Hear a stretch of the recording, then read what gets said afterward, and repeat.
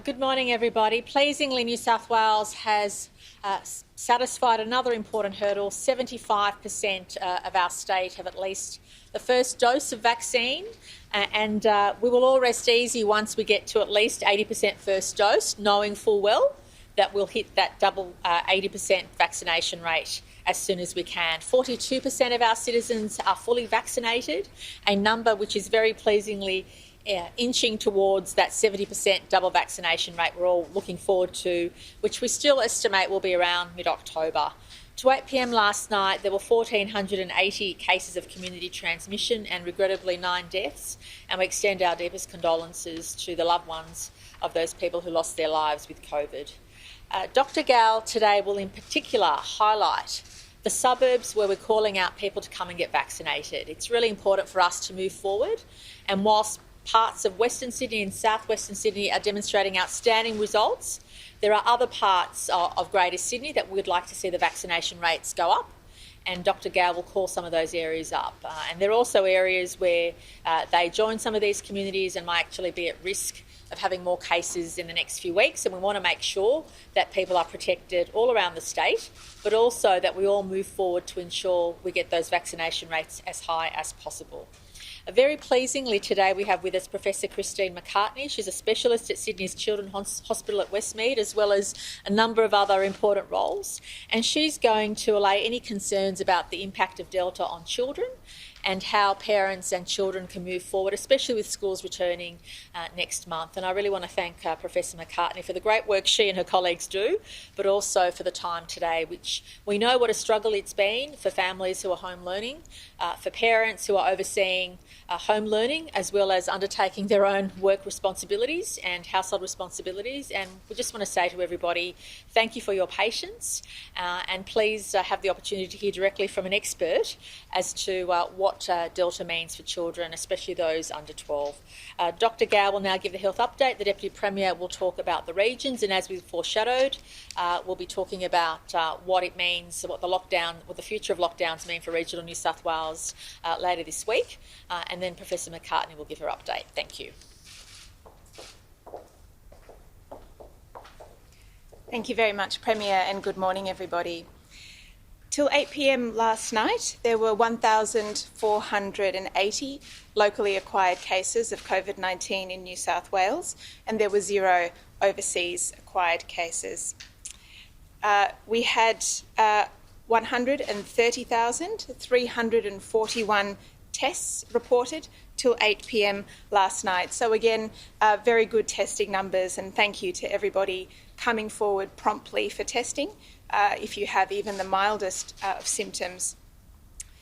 Currently, there are about 11,000 people with COVID-19 who are being cared for by New South Wales Health, and the vast majority of those, over 90%, are being cared for in the community or in New South Wales Health's special health accommodation.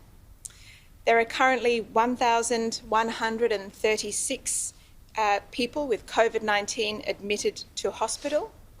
194 people are in intensive care, and 78 of those are currently requiring ventilation. Of the 194 people in ICU, 158 are not vaccinated. Sadly, today we are reporting the deaths of 9 people with COVID-19. They are a man in his 60s from Dubbo who died in Prince Alfred Hospital. He is not vaccinated. He was not vaccinated and had some significant underlying health conditions. We also report the death of a man in his 90s from southeastern Sydney who died at St George Hospital. He was a resident of the St George Aged Care Facility in Bexley, where he acquired his infection, and his death is the 3rd death linked to this aged care facility. We're also reporting the tragic death of a man in his 20s from Western Sydney who died in Nepean Hospital. He was not vaccinated and also had serious underlying health conditions. We are also reporting the death of a man in his 80s from southeastern Sydney who died at Prince of Wales, a woman in her 60s from Western Sydney, Agnes Banks, who died at Nepean Hospital, a man in his 70s from Western Sydney who died at St Vincent's Hospital, a man in his 80s from Western Sydney who died at Westmead Hospital, a man in his 70s from southwestern Sydney who died at Liverpool, and a man in his 40s from southwestern Sydney who also died at Liverpool Hospital. 7 of the 9 cases of people who died that we're reporting today were not vaccinated. 1 person had had 1 dose and 1 person had had 2 doses, and all those individuals had underlying health conditions. On behalf of New South Wales Health, I do extend my deepest sympathies to the families of those individuals who have lost their lives. Today, I'd like to draw attention to a few areas for people to come forward for vaccination and for testing and to be aware, particularly of symptoms. We've had a sewage detection in the Bonny Hills area of the mid-north coast.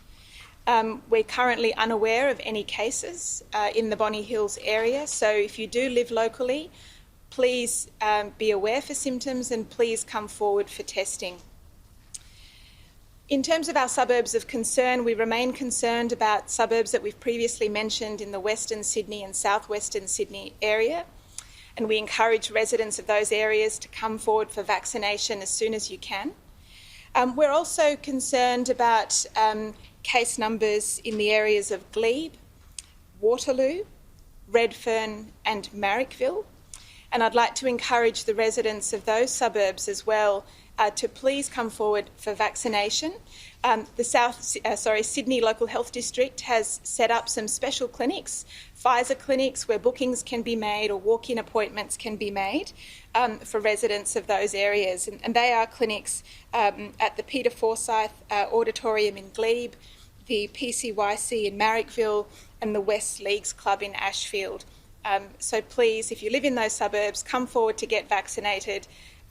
Please look out for symptoms and get tested if you have even the mildest of symptoms. I'd also like to thank all residents of those 12 LGAs of concern in particular for coming forward. We're really seeing great vaccination numbers from people in those areas, which is fantastic. And I'd particularly like to ask people who live in suburbs around the Liverpool area and the suburbs around the Parramatta area as well to come forward for vaccination. So thank you very much.